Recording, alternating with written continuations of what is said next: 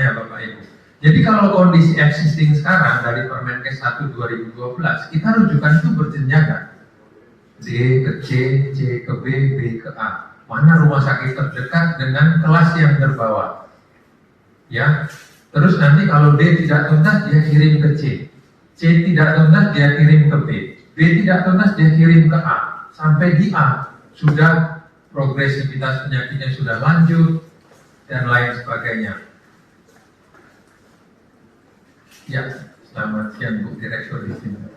Ya, kemudian akan kita rubah ya sesuai amanat Permenkes 16 tahun 2024 bahwa sistem rujukan itu didasarkan kepada kompetensi atau kemampuan layanan. Singkatnya begini Bapak, si peserta JKN ini kondisi medisnya apa, sakitnya apa, ya kebutuhannya apa, itu kita terjemahkan lewat sistem yang dibangun. Nanti dia akan dikirim ke vaskes yang kompeten sesuai kelompok penyakitnya. Contoh tadi jantung, oh dia punya kasus yang harus operasi bedah jantung terbuka. Ya, di strata kita itu di layanan jantung itu di strata utama. Jadi sistem rujukan nanti tidak akan mengirim dia ke vaskes yang kompetensinya di bawah utama, tetapi langsung ke utama atau bahkan ke paripurna kalau utamanya sudah penuh. Nah inilah upaya yang kita lakukan untuk menjawab kebutuhan masyarakat. Ya Bapak Ibu, jadi memang ini akan terjadi sebuah perubahan yang cukup signifikan, di mana tujuan kita adalah menyediakan akses, kualitas, dan keterjangkauan layanan kesehatan. Kami ulangi, akses, kualitas, dan keterjangkauan layanan kesehatan bagi seluruh masyarakat. Tentu perubahan ini nanti harus diketahui oleh seluruh stakeholder gitu ya. Dan kami sudah melakukan itu, komunikasi, diskusi, menerima masukan, menerima umpan balik dari seluruh stakeholder, organisasi profesi, perhimpunan, kolegium, asosiasi, kemudian stakeholder terkait lainnya sejak bulan Mei. Dan izin kami menyampaikan bahwa standar-standar tadi ditetapkan nanti oleh Kementerian Kesehatan itu adalah hasil dari kita mendapatkan masukan, ajuan dari organisasi profesi, perhimpunan, dan kolegium. Karena kami yang duduk di depan ini tidak menguasai secara utuh ya apa itu penyakit jantung, mana yang di dasar, mana di media utama, paripurna. Tapi organisasi profesi, perhimpunan, kolegium yang terkait dengan jantung, penyakit dalam, semua berdiskusi, semua memberikan masukan dan membahas cukup lama, hampir 2 tahun kita sudah membahas ini, 2 tahun lebih, dan sudah sampai di tahap final ya, finalisasi. Harapan kita nanti di Januari kita bisa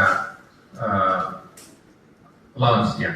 Jadi Bapak Ibu, untuk itu saya izin menggambarkan supaya juga nanti pemahaman kita sama. Next slide, coba next slide. Jadi sistem rujukan kita yang sekarang ini adalah kita menata untuk peserta JKN ya Bapak Ibu. Kemudian next slide. Kalau ini sistem ini akan mengikat berbasis kompetensi ketika non gawat darurat. Ya, jadi kalau gawat darurat, ya masyarakat tetap bisa mengakses kemanapun vaskes terdekat yang bisa diakses. Tidak juga gawat darurat kita tanya dulu ini, dicek dulu ini kompetensi siapa baru tidak. Gawat darurat tetap masyarakat kita buka akses untuk mengakses seluruh layanan kesehatan yang tersedia.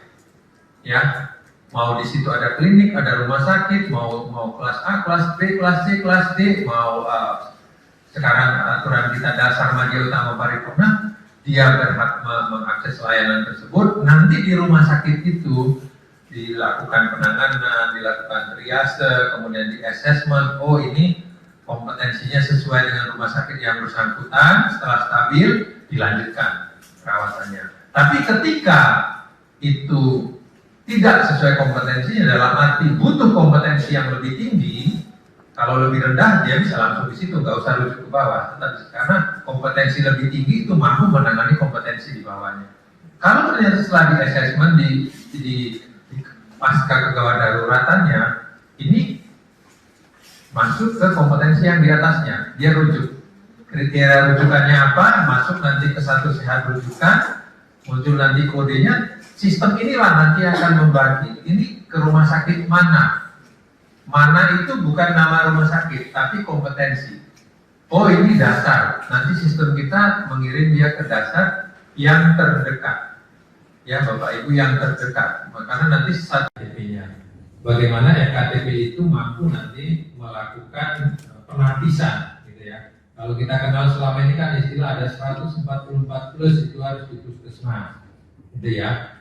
Itu yang kita lakukan adalah yang pertama begini, sebenarnya seorang dokter ketika dia lulus pendidikan, ya, dia sudah memiliki kompetensi dari beberapa level, ada yang kompetensi 2, kompetensi 3, kompetensi 4. Kalau 4 dia bisa mampu mendiagnosis, dia bisa mampu menata laksana sampai tuntas. Itulah yang tadi 144 plus itu sebenarnya.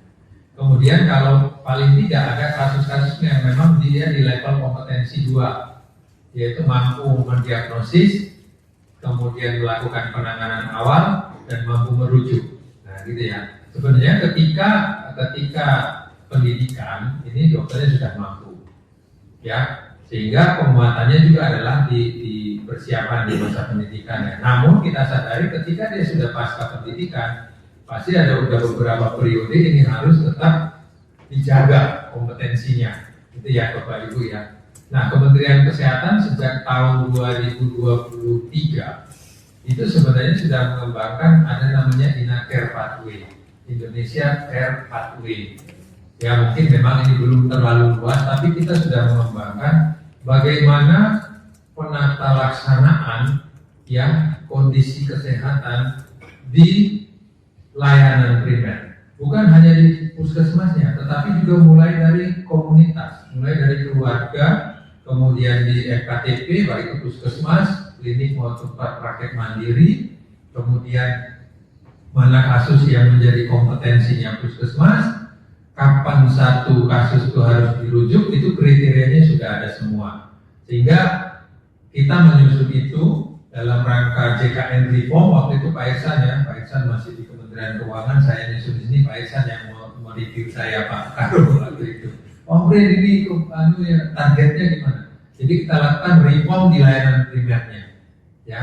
Reform di layanan primernya bagaimana mereka buat, bagaimana caranya? Kita susun sebuah kurikulum di luar pendidikan formal yang mereka lalui, pengalaman klinis mereka, kita susun sebuah kurikulum yang kita sebut dengan implementasi care pathway. Sebagai contoh di situ pendekatannya adalah berbasis gejala. Satu orang kalau batuk, apa yang harus dilakukan? Sampai nanti kepada bermuara diagnosis kerjanya. Nah, kurikulum ini, pelatihan ini kita berikan kepada seluruh fasilitas pelayanan kesehatan yang bekerja sama dengan BPJS. Update terakhir saya belum dapat berapa persen, tapi intinya dalam satu vaskes yang bekerja sama dengan BPJS, baik itu puskesmas, tempat praktek mandiri maupun klinik yang bekerja sama dengan BPJS, 3 SDM-nya wajib mengikuti dan lulus pelatihan ini. 1 dokter, 1 bidan atau perawat. Jadi kalau ini kita harapkan kompetensinya meningkat, termasuk itu tadi, kapan merujuk. Bahkan bukan hanya itu, ketika dia sudah rujuk sampai di rumah sakit, kemudian stabil, dikembalikan ke layanan primer, kompetensi rujuk baliknya juga kita latih di sana.